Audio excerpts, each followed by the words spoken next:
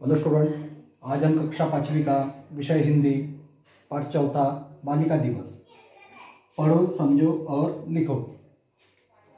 तो बच्चों, यह जो पाठ है यह चर्चा के रूप में हमें दर्शाया हुआ एक पाठ है।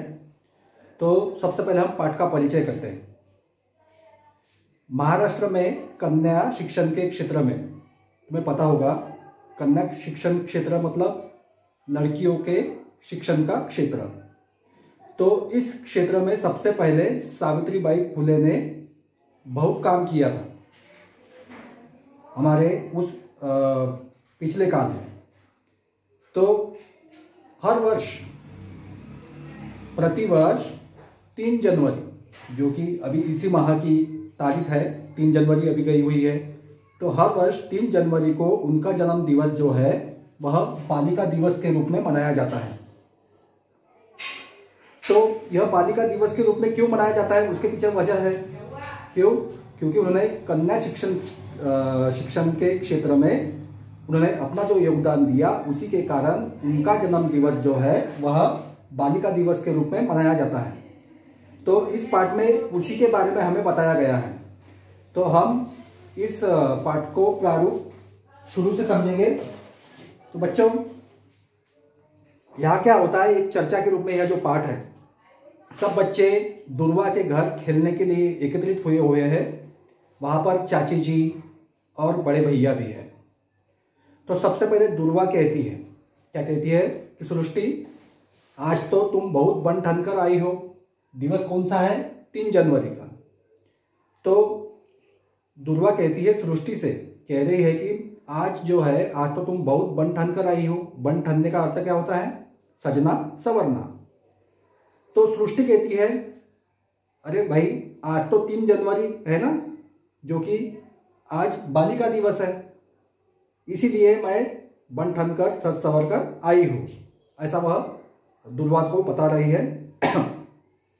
तो प्राची कहती है, अरे हाँ, कल बहन जी ने हमें बताया था कि सावित्रीबाई फुले का जन्मदिन बालिका दिवस के रूप में मनाया जाता है। किसका जन्मदिन? सावित्रीबाई फुले। सावित्रीबाई फुले कौन थी? जो कि मैंने तुम्हें पहले बताया, कन्या शिक्षण क्षेत्र के रूप में उन्होंने जो अपना योगदान दिया हुआ है, उसी के कारण उनका जन्मदिन जो है वह बालिका दिवस के रूप में मनाया जाता है। तो समझे बच्चों? तो प्राची कह रही है कि हाँ, हमें बताया गया था, बहन जी ने बताया था कि सावित्रीबाई फुले का जन्म दिवस जो है वह बालिका दिवस के रूप में मनाया जाता है। तो चाची जी कहती है, सावित्रीबाई फुले जो है वह भारत की प्रथम शिक्षिका मानी जाती है।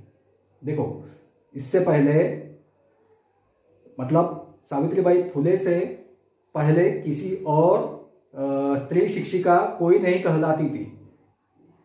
तो सबसे पहले किसने पहल की इस क्षेत्र में? सावित्रीबाई फुले ने। उन्होंने लड़कियों को पढ़ाने लिखाने का काम किया और अपना योगदान इसी क्षेत्र में आजमाया। तो उन्होंने अपने पति महात्मा ज्योतिबा फुले के साथ मिलकर उन्होंने लड़कियों के लिए सबसे पहले पुणे में पहली पाठशाला शुरू की। उन्होंने कौन सा काम किया? अपने पति यानी कि महात्मा ज्योतिबा फुले, तो उनके साथ मिलकर उन्होंने सबसे पहले लड़कियों के लिए एक पाठशाला शुरू की, जो कि लड़कियों के लिए थी। कहाँ पर? पुणे में। तो जिशन कह रहा है, वह कहता है कि आजकल तो लगभग सभी लड़कियां पाठशाला जाती हैं। आजकल यानी कि अभी वर्तमान युग में हम देख रहे हैं कि लड़कियां लड़कों के साथ कंधे से कंधा मिलाकर हर क्षेत्र में हमें दिखाई देती है, पढ़ लिख पा रही है। लेकिन पहले के काल में, जब मध्यकाल जब था, तो हमारे यहाँ लड़कियों को पढ़ने की इजाज़त नहीं दी जाती थी। लेकिन इस क्षेत्र में सबसे पहले इनके द्वारा जो पहल की, सावित्रीबाई फुले के द्वारा, महात्मा ज्योतिबा फुले के द्वारा जो पहल की, महात्मा ज्योतिबा फुले ने सबसे पहले अपने पत्नी को पढ़ाया लिखाया, तब जाकर उन्होंने खुद पढ़ा लिखा और तब जाकर उन्होंने लड़कियों के लिए भी इस क्षेत्र में लड़कियों को पढ़ाने के लिए सबसे पहले पहल की। तो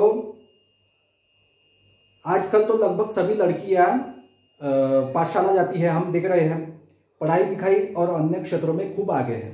लड़कियां लड़कों से मैंने तुम्हें बताया कि लड़कों के साथ कंधे से कंधा मिलाकर आगे बढ़ रही है। हर क्षेत्र में देखा जाए तो हमें उनका अलग अलग योगदान दिखाई देता है।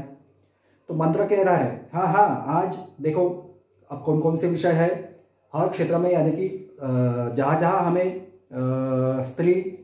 स्त्रियाँ दिखाई देती है ऐसे कौन से क्षेत्र हैं, जैसे कि समाज सेवा में भी हम बड़े बड़े स्त्रियों का नाम दिखाई देते हैं। जैसे कि उदाहरण के तौर पर मदर टेरेसा, और भी न जाने इनके जैसे और भी कई सारे नाम हैं जो क्या कहते हैं उसे, एक नाम तो हमारे सामने ही है सावित्रीबाई फुले, दूसरा और भी न जाने कितने सारे हो गए जो तुम्हें पता करने हैं। शिक्षा के क्षेत्र में भी बहुत सारे लोग आगे बढ़े हुए, कल्पना चावला जैसे जो कि साइंटिस्ट कहलाती है।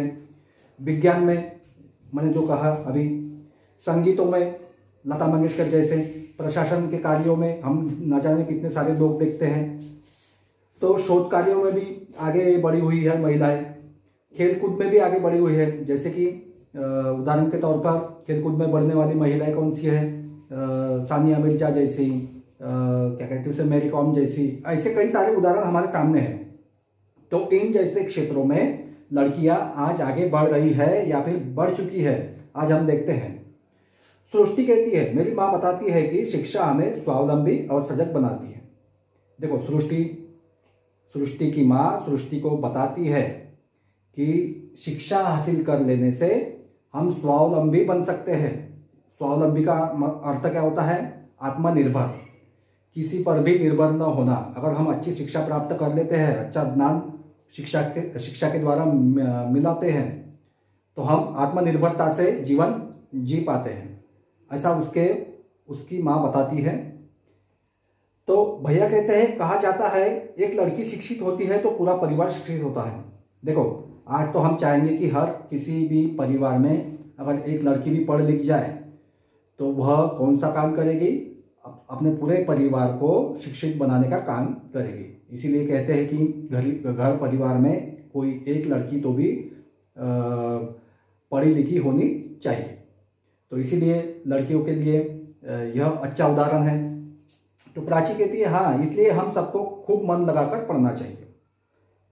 तो विशेषकर लड़कियां ही नहीं तो लड़कों को भी इस बात से सीख मिलती है कि देखो लड़कियां जो है आज के ज़माने में लड़कों से कंधा मिलाकर साथ साथ काम कर रही है, और वो दिन दूर नहीं जब लड़कियां लड़कों से कहीं आगे निकल जाएंगी। इसीलिए लड़कों को भी अपनी इसमें मतभेद वाली कोई बात नहीं होगी, पर लड़कों को भी पढ़ लिखना चाहिए। तो सभी जो है सभी कहते हैं खूब पढ़ेंगे खूब बढ़ेंगे। तो बच्चों यह था पाठ जो कि हमें शिक्षा का महत्व कहलाता है, समझाता है। उम्मीद करता हूँ तुम्हें पाठ समझ में आया होगा। इस पाठ के ऊपर का जो स्वाध्याय है मैं तुम्हें तुम्हारे व्हाट्सएप ग्रुप पर भेजूंगा। धन्यवाद।